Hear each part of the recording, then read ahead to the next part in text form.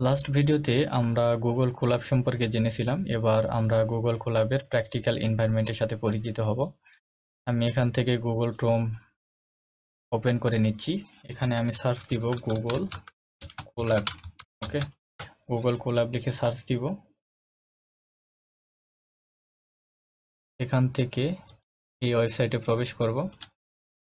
প্রথমবার আপনারা Google collab use করতে গেলে আপনাদের অবশ্যই গুগল অ্যাকাউন্ট দিয়ে লগ ইন করে নিতে হবে। দেন পরবর্তীতে আর লগ ইন করার প্রয়োজন নেই। আমি অলরেডি গুগল ক্লাব ইউজ করেছি, এজন্য আমার সামনে রিসেন্ট যে নোটবুকগুলো রয়েছে সেগুলো শো করছে। ক্যান্সেল করে দিই। আপনারা লগ ইন করে নেওয়ার পর এ ধরনের একটা এনভায়রনমেন্ট আসবে। এটা হচ্ছে কুইক ওভারভিউ, বা যারা নতুন তাদেরকে একটি ডিরেকশন দিয়ে রাখছে। এগুলো পরে আপনারা এই এনভায়রনমেন্টের সাথে পরিচিত হতে পারেন।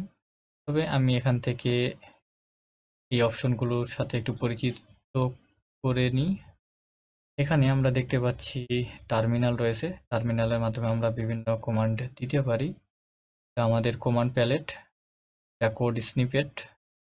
এটা খুব ইউজফুল একটি অপশন।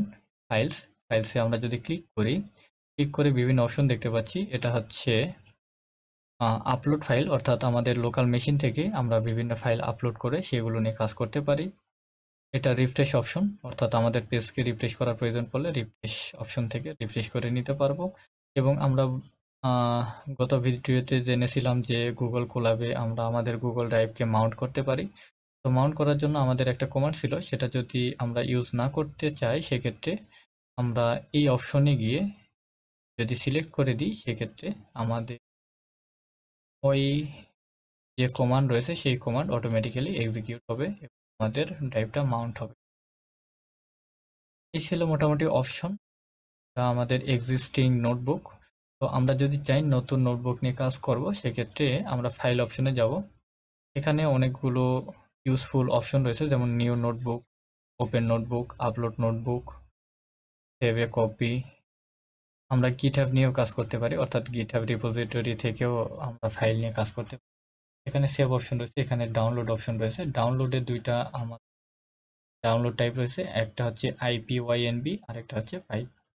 অর্থাৎ একটা পাইথন স্ক্রিপ্ট হিসেবে আমাদের ডাউনলোড করতে পারবো। আমরা যে নোটবুক নিয়ে কাজ করছি সেটা পাইথন স্ক্রিপ্ট হিসেবে ডাউনলোড করতে পারবো, অথবা আমরা নোটবুক হিসেবেও ডাউনলোড করতে পারবো। এগুলো থাকলো। আমি এখান থেকে নিউ নোটবুকে ক্লিক করে একটি নোটবুক ওপেন করে নিব। আমাদের সামনে একটা নতুন উইন্ডো ওপেন হবে।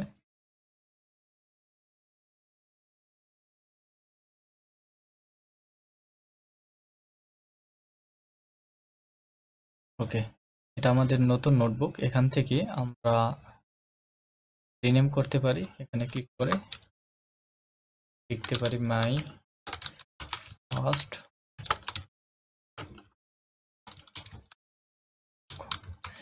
ফার্স্ট নোট দিলাম, নাম রিনেম হয়ে গেছে। এখান থেকে আমরা কি করব,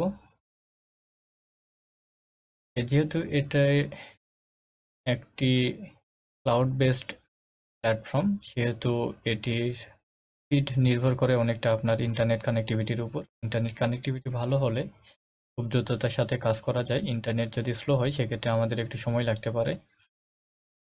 তো এখানে ফাইল অপশন থেকে আমরা কি করব, আমাদের গুগল ড্রাইভকে মাউন্ট করে নিব।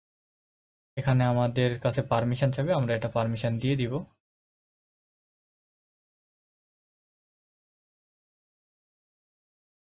এখানে নোটিফিকেশন দেখাচ্ছে মাউন্টিং। এখানে ডিস্ক সাইজ দেখাচ্ছে, সমস্যা নেই, মাউন্ট করছি। এখান থেকে আমরা কি করতে পারি, বিভিন্ন ফাইল আপলোড করতে পারি, অর্থাৎ আমাদের লোকাল ড্রাইভ থেকে বা আমাদের মেশিন থেকে বিভিন্ন ফাইল আপলোড করে কাজ করতে পারি। যেমন আমি এখান থেকে যদি একটা ইমেজ আপলোড করতে চাই, ভিল্যান্ড লেক, এটাকে আমরা আপলোড করতে চাচ্ছি, আমরা এখানে কি আপলোড করব। এখানে একটা ওয়ার্নিং দিচ্ছে, এটা কি, ensure that your files are saved elsewhere. অন্য কোথাও আমাদের ফাইলটা সেভ রয়েছে যেটা আমরা আপলোড করব। This runtimes file will be deleted when the runtime is terminated. অর্থাৎ কোন একটা সেশন শেষ হয়ে গেলে সেই সেশনের জন্য আমরা যতগুলো ফাইল আপলোড করেছিলাম এখানে সবগুলো ফাইল রিমুভ হয়ে যাবে। এর জন্য এই ওয়ার্নিংটা দেখাচ্ছে, আমরা ইগনোর করতে পারি। এখানে ফাইলগুলো এখানে আমরা কি করতে পারি, আপলোড করে নিতে পারি, আমাদের ড্রাইভকে মাউন্ট করে নিতে পারি। এটা রিফ্রেশ অপশন, অর্থাৎ আমাদের পেজকে রিফ্রেশ করার জন্য এখান থেকে। ওকে, এখানে আমরা দুইটা অপশন দেখতে পাচ্ছি, একটা হচ্ছে কোড, একটা হচ্ছে টেক্সট। টেক্সট বাটনে ক্লিক করলে আমাদের জন্য একটা মার্ক ডাউনের জন্য একটা অপশন আসবে, অর্থাৎ একটা সেল ওপেন হবে যেখানে আমরা মার্ক ডাউনের জন্য বিভিন্ন ধরনের লেখালেখি করে রাখি।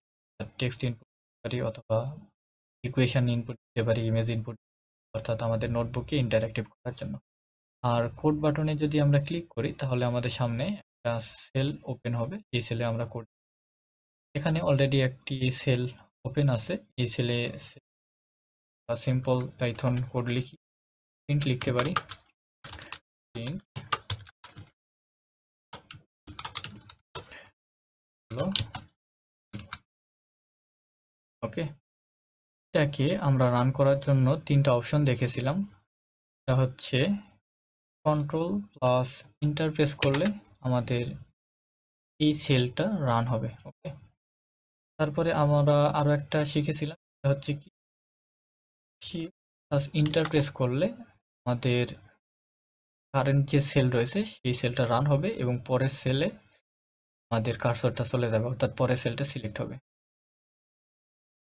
আরেকটা অপশন ছিল, সেটা হচ্ছে কি alt plus enter. Alt plus enter press করলে আমাদের কারেন্ট যে সেল রয়েছে সেই সেলটা রান হবে এবং পরে, অর্থাৎ কারেন্ট সেলের নিচে নতুন একটি সেল ইনসার্ট হবে। এই অপশনগুলো আমাদের জন্য ইউজফুল। আমরা যখন দ্রুততার সাথে কোডগুলো লিখবো তখন এই শর্টকাটগুলো আমাদের কাজে লাগবে। তো কোনো একটা সেলকে ডিলিট করার জন্য এখানে আমরা অপশন দেখি, যেমন মুভ সেল, অর্থাৎ এই সেলকে আমরা উপরে নিতে পারি। এই আপ অ্যারো কিতে যদি আমরা প্রেস করি সেক্ষেত্রে আমাদের এই সেলটা উপরে চলে যাবে, আবার ডাউন অ্যারো কির মাধ্যমে আমরা কি করতে পারি, নিতে পারি। পরে আমরা যদি চাই কোনো সেল ডিলিট করবো সেক্ষেত্রে আমরা এই ডিলিট বাটনে ক্লিক করে কোনো একটা সেলকে ডিলিট করি। ওকে, এই ভিডিওতে পর্যন্তই থাক। নেক্সট ভিডিও থেকে আমরা প্র্যাকটিক্যাল কোডিংগুলো রয়েছে সেগুলো